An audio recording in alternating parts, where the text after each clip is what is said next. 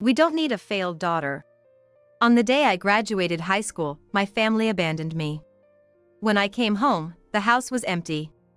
Eventually, I got through to my mom on the phone, but all my parents and Marina did was laugh at my panic. It seems my family, excluding me, decided to move to New York because Marina passed the audition at a modeling agency. Marina is going to become the top model in the States. So, what can you become, Sarah? I don't have a left leg. Does that mean I'm worthless? I was desperate at first, but being abandoned by my family gave me freedom. Someday, I'll make the family that abandoned me regret it. I'm Sarah Parker, 27 years old. I live with my paternal grandparents. Yes, Grandpa. I fixed the button on your shirt. Oh, thank you. Sarah, you're really good at sewing, aren't you? Grandma can hardly thread a needle anymore. It's okay. Leave everything to me. Pounding my chest, Grandpa narrowed his eyes and said, "You're so reliable." Fixing a shirt button? That's the least I could do. I want them to rely on me for anything. After all, my grandparents are my benefactors. It feels like a lifetime ago. The oldest memory I vaguely have is the strange sensation of not having a leg. At the age of 3, I lost my left leg below the knee. My memory of it is quite faint, but I still get goosebumps remembering the pain and how much I hated getting those repeated injections. But more than the pain, what was unbearable was being alone in the hospital. Mom didn't come today either. Will she come tomorrow? I would ask. The nurse would give me an ambiguous smile. She'll surely come on Sunday, I was comforted, but it never happened as said. The kind nurse's lies only made young me feel more dejected. Normally, a time when a toddler knows no bounds, I was unable to walk for a while, leading to a life of limitations. But I remember walking normally by the time I was in elementary school. I had a prosthetic leg. Unfortunately, I sometimes had to sit out during physical education classes, but I could climb stairs and even run a bit. There were almost no obstacles in my daily life. At school, I wasn't treated differently, and I had friends. I loved school. I wish I could stay at school forever. Because there's no place for me at home. Tata, I tried on the new dress. How do I look? Cute? My sister, Marina, who is 2 years older than me, twirled around. Her soft skirt with frills spread out like a flower. Marina, you're so cute. Just like a model. My mother lavished praise on Marina. My father took photos of Marina from various angles, camera in hand. Marina, as if it were only natural, lifted her chin proudly. Marina really looks good in anything she wears. I just want to buy her all the clothes. Maybe she'll be a model in the future? Her legs are so slender. My mom said, hands on her cheeks, wiggling her hips. My dad nodded vigorously. It was clear my parents were utterly smitten with Marina. At around 10 years old, I was the only one feeling out of place, thinking how silly my parents were being. Right? I do have long legs, don't I? I feel like they're longer than any of my friends. Yes, yes. I think Marina has the longest legs. They just keep getting longer, and I'm troubled because all the cute clothes quickly become too small, my mom lamented. Marina put her index finger to her lips. Normally, the clothes I outgrow could be handed down to my sister, but Sarah isn't normal. Ah, well, because she isn't normal. They all got carried away on their own, yet for some reason, they looked at me with pity. Is there a rule in my family to put me down once a day? By the age of 10, I had become able to accept reality, but at a much younger age, I was dominated by sadness and anger. Marina has always swayed in flouncy skirts like those worn by dolls, while I was always in baggy pants. The soft, gray, or black sweatpants looked like pajamas, no matter how you saw them. And since they matched with pants, the tops were always t-shirts and hoodies. I want to wear cute skirts, too. I once appealed to my mom. She looked at me with wide eyes, shocked. What? That's impossible, you know? Your leg isn't normal, so we can't expose it to people's eyes. Wouldn't you be embarrassed if people saw your leg? I'm not embarrassed. All my friends know about my leg. On. No, no. Even if you're not embarrassed, I would be, so stop it. If skirts that revealed my legs were out of the question, I at least longed to wear cool denim pants. Huh? Jeans? They're hard fabric, so they'd be hard to wear, right? Your mom buys you pants that are easy to wear for your sake. Do you understand your mom's kindness? Besides, jeans are expensive, so no. But you buy lots of clothes for my sister. Really? You're complaining when we've bought you a leg? We're spending extra on something you need, and you still want more? Clothes for your sister, a leg for you. Is that unfair? Tell me, is it unfair? Under my mom's pressure, I shook my head no. My mom muttered under her breath. Your leg was expensive, you know. We're paying for something most people don't need to, providing you with a luxury, and yet you're still greedy. Don't trouble your mom. The next day, Marina returned from the mall with my dad, new clothes in hand, and put on a fashion show in front of the mirror. Meanwhile, I was stuck in the same plain sweats whether I was sleeping or going out. I've always wished I could dress up. That thought was always on my mind. This lifestyle didn't change even when I became a middle school student. Actually, I was looking forward to wearing a school uniform, but I mostly attended school in a tracksuit. It seems my mom had talked to the school out of concern for me. My kind mom successfully made me out to be a pitiable child. On the rare occasion that a uniform was required, I wore boys' trousers. The neighbor's kid, Brent, just graduated, so that was a lifesaver. Yes, it was a hand-me-down. Was it just because a boy's uniform happened to be available, or did she go to such lengths to hide my leg? I couldn't understand my mom's feelings. I'd lost the capacity for such tender emotions as sadness, and felt detached, as if it were happening to someone else. Marina's aspirations to become a model only grew stronger. She'd upload trendy photos like Sweets and Me or Blue Sky and Me on social media, and grin at the number of likes she got. Often, I was asked, no, commanded to take pictures for Marina, and she'd hand me her smartphone. Refusing was too much hassle, so I'd just press the shutter button. But Marina's checks were quite strict, and she'd make me take shot after shot, which was annoying. Yeah, that looks good, I guess. The angle from below makes my legs look super long. This is okay. Wait, what? Hold on a sec. Sarah is reflected in the window behind me. Marina immediately deleted all the photos she had just taken. That was close. It'd be the worst if people found out I have a sister like you. You're so insensitive, showing up in my photos. You shouldn't be seen by anyone. Think about your place. Even though I helped with the photo shoot, this was the treatment I received. I didn't even have the energy to fight back, I just took Marina's insults. I'm not wanted in this house. I'm just in the way. I understood that painfully well, so I tried not to provoke my parents or Marina and lived as if I were just part of the air. But, never in my wildest dreams did I think I would be abandoned right at my high school graduation. What's this? When I came home after the graduation ceremony, the house was in disarray. Clothes and a spatula were oddly strewn about the floor. But there was no sign of the TV, refrigerator, or Marina's mirror. It looked like the aftermath of a burglar taking all the valuables. Mom, you're not here? Today, my mom didn't come to my graduation ceremony. Looking around, it seemed like I was the only one whose parent hadn't shown up. If she had errands, that would be one thing, but she was still in bed when I left the house, which probably means she just wasn't interested in my graduation. The strange state of the house made me shiver. I didn't care about replaceable things like the TV. What mattered was whether my mom was safe. What if she had encountered a burglar? The worst scenarios flashed through my mind. No matter how indifferent my mom seemed towards me, I was anxious. I checked the bedroom, the bathroom, the balcony, but there was no sign of her.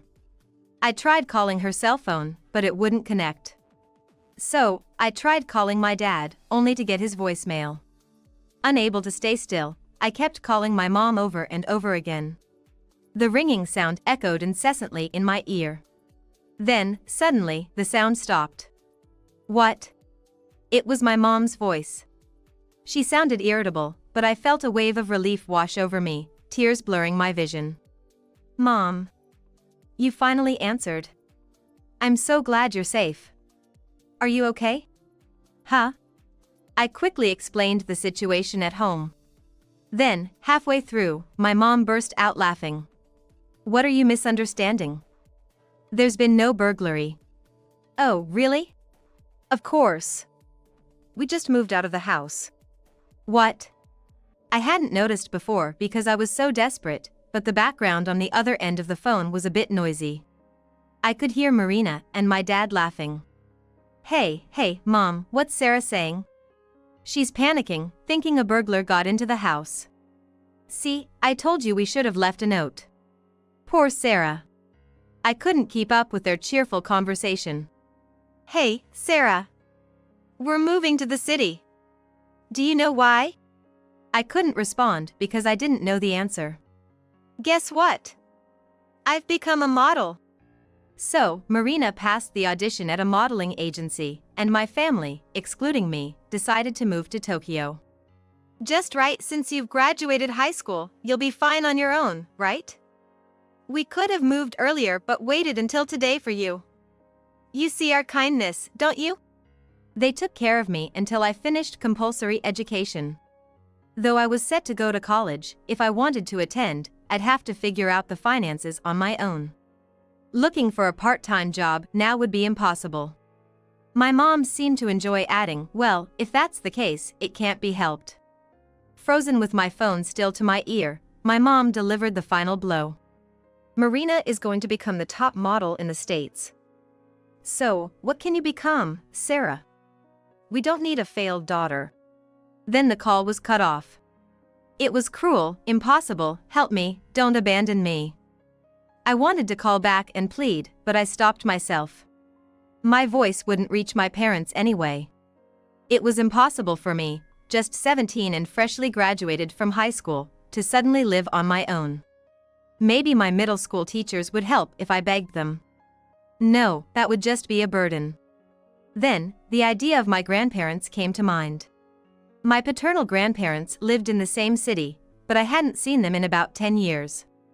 I often heard my mom badmouth them, saying they were devils old enough to torment even her. Someone with a strong will. I might be turned away at their doorstep, but they were the only relatives I could turn to.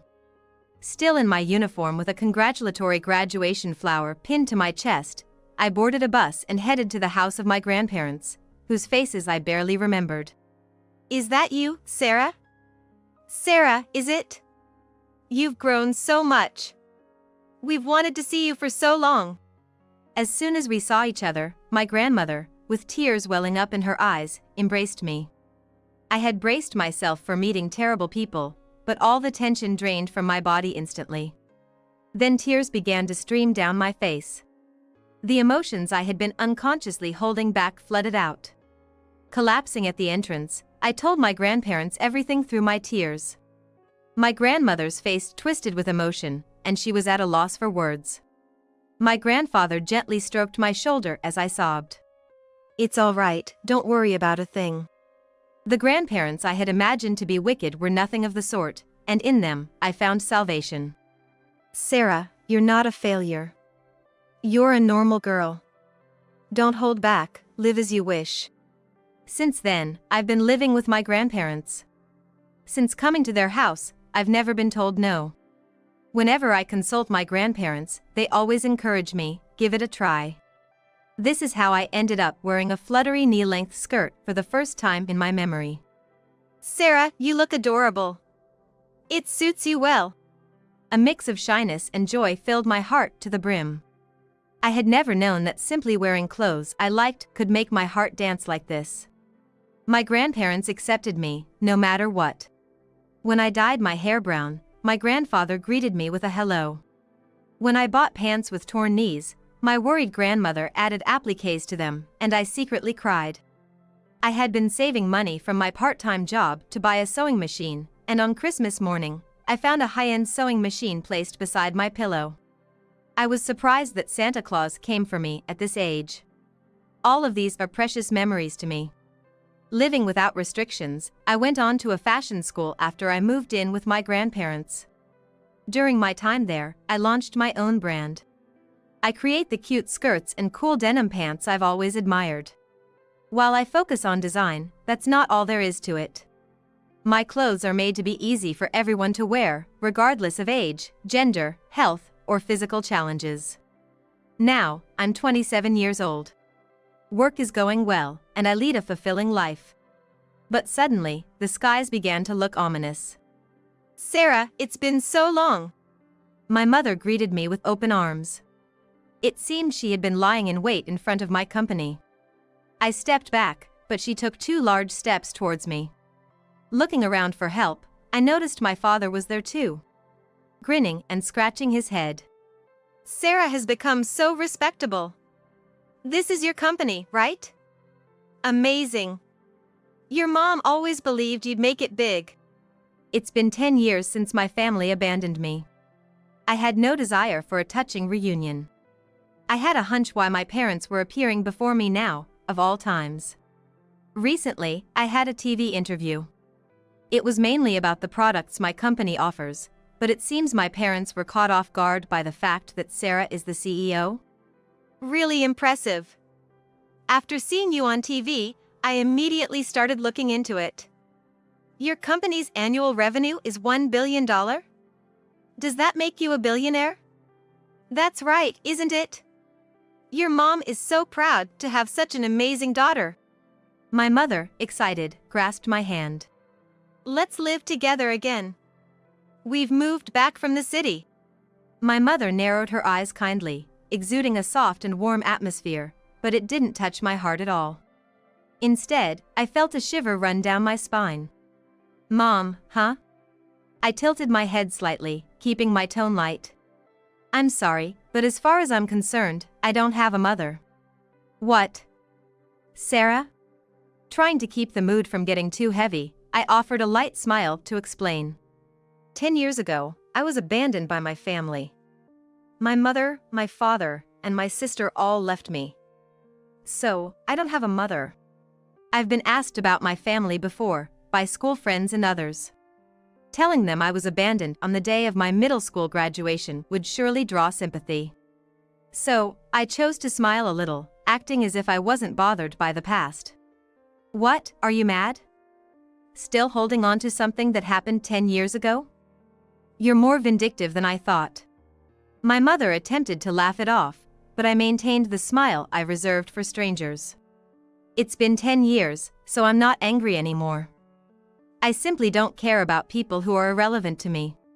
My mother's eyes widened, and her jaw trembled violently. It seems when you succeed in your career or hit the jackpot, relatives somehow multiply.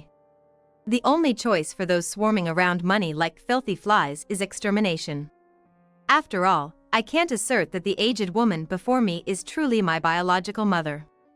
Despite 10 years passing, she looked significantly different from the mother in my memories. Sarah? We are family. We're connected by unbreakable bonds. For a moment, my mother, who had rolled her eyes back, regained her composure and firmly grasped my hand again. My memory of family has faded, so I can't really say. But you are not my mother. Her grip on my hand tightened. Without changing my expression or showing any pain, I continued calmly. Because my mother is not an old woman wrinkled like you. My mother's hand, which had been gripping mine, jerked away and covered her face. My sister went to New York to pursue modeling. I remember our mother also had a high sense of beauty and was diligent about skincare. Despite the passage of 10 years, my mother in her 50s couldn't possibly look like an old lady now. With all due respect, you're in your 70s, aren't you? The woman let out a small shriek, her face contorting in agony. The wrinkles on her face seemed to deepen even more. Her ugly appearance resembled that of a wicked old hag straight out of a fairy tale. Although I treated her as a stranger, deep down I knew there was a semblance of my mother in her. However, there was no denying that she looked like she was in her 70s. Her face was covered in wrinkles, her cheek skin drooping like a bulldog's jowls. Gray hairs stood out in her hair, which was dry and frizzy. And she looked more gaunt than slim. The fingers of the hand that had been holding mine moments ago resembled dried branches of a tree. She was a far cry from the moderately beautiful mother I knew 10 years ago. Ungrateful. Are you planning to repay the kindness I showed you in raising you like this? I'm your real mother, without a doubt. How about showing some filial piety if you're a daughter? My mother lunged at me. Seeing her desperate state and drastic transformation, it was clear she must be struggling in life. What do you mean by filial piety? I asked quietly. A smirk appeared on my mother's lips. Well, you're a CEO, right? So it's only natural for you to support your family. Yes. I support my important family members. In that case. I brushed aside my mother's hand, which seemed fragile enough to break with a snap. My family consists only of my grandparents, I stated. What? The rest of my family abandoned me, so there's no obligation for me to support them, right? What? Don't be cruel just because you have money. I'm not asking you to hand over your entire fortune, just give me like $20,000 or something, that should be enough. I simply looked down at my mother, who was desperately clinging to me. Changing her tone of voice, she tried to play the sympathy card. You see, Sarah, your mother is in trouble. Living in the city is expensive, and things are tough. Could you lend me a little money? After all, we're family, right? She gazed at me with teary eyes. But unfortunately, the pitiful look of an old hag didn't move my heart. Just as I was growing tired of dealing with her, two figures approached from behind her. What do you want now? My mother snapped as she turned around. Only to find my grandparents there. Her face contorted visibly, clearly irritated. Is it wrong to come to see my own daughter? Yes, it is. My grandfather chimed in immediately. You've got some nerve showing your face in front of the daughter you abandoned. You did abandon her, right? You don't want her anymore, right? To you, she's just trash, isn't she? How pathetic to cling to that trash. Mind your own business. Who would have thought that the trash we threw away would turn out to be a diamond? How ridiculous. My grandfather goaded. Bursting into laughter, undoubtedly making my mother appear even more villainous. But my grandparents weren't the villains my mother made them out to be. I knew them well from the 10 years we spent together. Even though my grandfather seemed worked up now, he never cursed my parents right after I was abandoned. After calming down the overly sarcastic grandfather, my grandmother spoke gently. We've heard rumors about you. It seems you're even borrowing money from distant relatives. Are you in financial trouble? Blushing, my mother muttered under her breath. Yeah, I am. I don't have any money. Then, in the next moment, she exploded with frustration. I don't have any money. And it's all because of Marina. Hatred was written all over my mother's face. Despite how much she had doted on Marina, something had clearly gone wrong. There was nothing. She achieved nothing. All she does is spend money on clothes and cosmetics, never landing a single modeling gig. That money-hungry leech. A useless daughter. My mother exclaimed, tapping her right foot in frustration. As I recoiled from her unbearable behavior, a figure dressed in black emerged from the shade of a nearby tree. For a moment, I thought it might be a wild boar charging out, causing my heart to skip a beat, but to my surprise, it was Marina. Hey, Mom. Don't you dare insult me when I'm here listening quietly. I'm cute. I'm the most beautiful. Marina. With her heavy breathing, barely retained a semblance of her appearance from 10 years ago. It's true that you don't have a job. You just spent lots of money. But that's not my fault. It's because people around me don't appreciate my charm. And, Mom, don't lie. I've done modeling gigs a few times. Marina's defense was valid. Despite living a fulfilling life, I couldn't shake off the fact that my family had abandoned me, often finding myself checking Marina's social media. Her posts were filled with stunning photos, each one making me feel worse than before, yet I couldn't stop, only adding to my misery. But then, I noticed something. No likes or comments on Marina's posts. Upon closer inspection, she only had 6 followers. I was surprised that Marina's social media account had fewer followers than my neglected one from the past. Moreover, the occasional comments on her posts seemed to carry subtle malice. Upon peeking into the account, although the name wasn't mentioned, it was evident that they were posting derogatory comments about Marina. Acting like a pro without any experience. Pride higher than anyone else's. Heard they had to reshoot for hours because they couldn't bring out my charm in a shoot where they didn't even mention my name? No wonder they can't land modeling gigs. Nobody wants to deal with such difficult people. Why are they talking like they know everything? I'm a professional, so what's wrong with being particular? You're currently out of work. That's the answer. I scrutinized Marina's face closely. The pale complexion, the large eyes that took up a third of her face, the pink lips, the pointed chin. None of those features matched the Marina in front of me. The Marina on social media was built on lies and pretense. I'm different from those ordinary models. I don't resort to plastic surgery or pander to men. I'm the real deal, right? I'm not some bottom-tier model who relies on connections for work. I'm done with that ridiculous world. Despite being abandoned even by my mother, Marina's confidence was admirable. In a way, I couldn't help but respect her. Well, I never expected plain old Sarah to become the president of an apparel brand. Could it be that you want to use me as a model? Come on, tell me the truth. You want to favor family, right? But if you really insist, Sarah, I could be the model for your clothes, you know? Her super positive personality was probably thanks to all the pampering she received from our parents. While she's confident now, she's the complete opposite of me, who has always lived with my head down. If you asked me if I envy Marina, I'd hesitate to answer. My big sister as the model for our brand? Well, it depends on the terms, right? I could even consider an exclusive contract? I see. But, you know, our brand values a natural vibe. We aim to showcase people as they are, so it might be difficult for you, big sis. Huh? I've been checking your social media. The person on social media and the real you are totally different. Modeling without any editing. Can you handle that?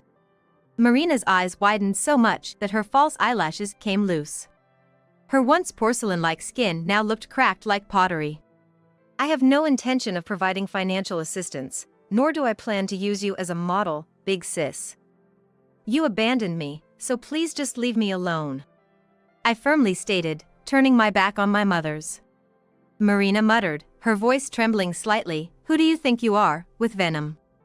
Truth be told, I knew in advance that my mothers were coming to see me. It was all written on Marina's social media. Will become an exclusive model for a certain company, or when I return to my hometown, everyone will be sneaking glances at me. Why? Can they tell I'm a model from the city just by my aura? It was all pure fantasy. While it's embarrassing to watch, I'm grateful for these posts because they allowed me to keep track of my enemies' movements. I had been prepared for my mothers to come around today or tomorrow, so I was able to handle the situation calmly without getting flustered. As I was about to leave with my grandparents, my father, who had been silent the whole time, grinned and approached me. Sarah, your dad hasn't done anything terrible to you. He's just a victim who was always scared of your strong-willed mother and Marina. Deep down, he was always worried about you. Your dad is safe, right? My father's words caught me off guard, and I couldn't help but feel a little shaken. Huh? I stammered. My father started to thank my grandparents. Mom, Dad. Thank you for taking care of Sarah. You've protected my precious daughter, and for that, I'm grateful. But from now on, I'll be the one to support Sarah. My grandparents were taken aback as well. Then, Mother raised her voice angrily. You, shut up. Whether you're here or not doesn't matter. She was right. Thanks to Mother, I came to my senses. Father, you're just as guilty for not doing anything, aren't you? Huh? That's ridiculous. Marina and Mom were the ones directly attacking. Don't lump Dad in with those nasty women. Father, trying to appease me with a mix of timidity and smirks, was repulsive. It suddenly struck me that I harbored no feelings toward this man. He was truly inconsequential, both then and now. Don't start acting like a father all of a sudden. You're not needed in Sarah's life anymore, my grandfather firmly expressed my sentiments. With an embarrassed air, Father deployed his usual tactic of blending into the background, effectively disappearing once again. However, Mother, unwilling to give up, weakly reached out to me. With her elderly appearance, she appeared pitiful, tugging at people's consciences with her appearance, which was indeed effective. Sarah, I'm truly sorry. It was all my fault. You've always lived earnestly without complaining, such a respectable child. I just misunderstood that you didn't need my help because you're such a wonderful child. I've realized that now. The truly precious daughter isn't Marina, it's you, Sarah. My mother's teary eyes wouldn't leave me. As for Marina, she managed to pass the audition for the modeling agency, but instead of getting paid for work, she ended up having to pay money. Enrollment fees, lesson fees, and all that. Wasn't she deceived? Even though your father quit his job and went all the way to the city to support her. And once she got there were plenty of girls cuter than Marina everywhere. It was impossible for Marina to be a model from the start. My mother's mouth kept going, perhaps because I was listening silently. On the other hand, Sarah, you're a president. How amazing is that? Just as I'd expect from my child. The more she praised me, the colder my heart grew. I was supposed to be the unwanted daughter, considered a failure. No, did I ever say you were a failure? My grandfather interjected, feigning innocence between my mother and me. Speaking of which, it's quite something for you to call someone else a failure. Wasn't it you who took away Sarah's leg? My mother tensed up. Didn't you mistake the gas pedal for the brake? You crashed into Sarah playing in the yard with a speeding car. The yard and the car were both a mess. It's a miracle Sarah survived. That was decades ago. There's no need to bring that up again. You blamed me enough back then. Are you still trying to bully me? The reason for the estrangement between my mother and grandparents finally became clear. It seems that this incident was the cause of their falling out. My mother, who still shows no remorse, apparently only cared about self-preservation even back then, claiming the brakes didn't work. I didn't step on the gas, refusing to take responsibility. It was all about her, not my well-being. Although I don't remember, I can imagine what my mother was like back then. So, this leg, it was because of you, Mom. No, it wasn't. I didn't run you over because I hated you. It was an accident. Oh, because of that guilt, I ended up treating you harshly. Yes, it's all because of that dreadful accident. My mother collapsed into tears like a tragic heroine. Frankly, it should be me who wants to cry. You couldn't admit your own fault, could you? Instead of saying sorry for doing something wrong, you continue to do worse things. You call me a failure? You're the real failure here. Don't ever show up in front of me again. My mother's melodramatic sobbing stopped. My grandfather chuckled softly. The tables have turned. How does it feel to be abandoned by your failure daughter, as a failure parent? My mother shook with anger and despair. Tears were flowing, but she seemed unable to speak. Turning around, my grandfather showed me a kind smile. Come on, Sarah. We're going to be late for our steak restaurant reservation. Let's go quickly. I'm looking forward to some delicious steak. My family consists only of my grandparents. After that, Marina became a celebrity overnight. Likes and comments were increasing at an amusing rate. It seems a passerby had filmed our argument that day and uploaded it to social media. Fortunately, or unfortunately, The video showed me being verbally abused, leading to a storm of criticism towards Marina and my mother. Marina must be thrilled to have finally become a celebrity. Say, Sarah, please explain that the fight was a misunderstanding. But then, my mother and Marina pleaded with me. No matter how much I comment back, it's just adding fuel to the fire. Sarah, you have to do something. There's nothing I can do. I'm just trash that's been thrown away. As I responded with self-deprecation, Marina and my mother made a scene, kneeling down and screaming in frustration. I didn't want to be involved any further, so I strengthened security at my company to avoid seeing their faces. Initially irritated by the situation, Marina, true to her super positive nature, took advantage of the attention by flooding her identified social media with selfies. The strategy seemed to be that people would eventually become fans of Marina, even if they were initially looking at her social media for criticism. However, as expected, the plan failed. The comments section was filled with aggressive remarks. Finally, even Marina's super positive mentality collapsed.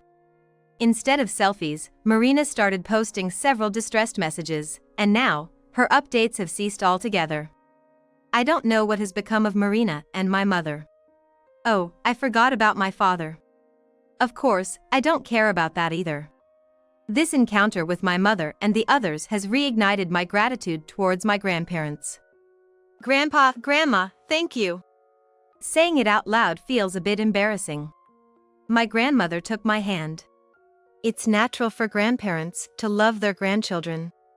Thanks to my grandparents, I was able to become a normal girl. Children should spoil their grandparents as much as they can. I'm already 27 years old.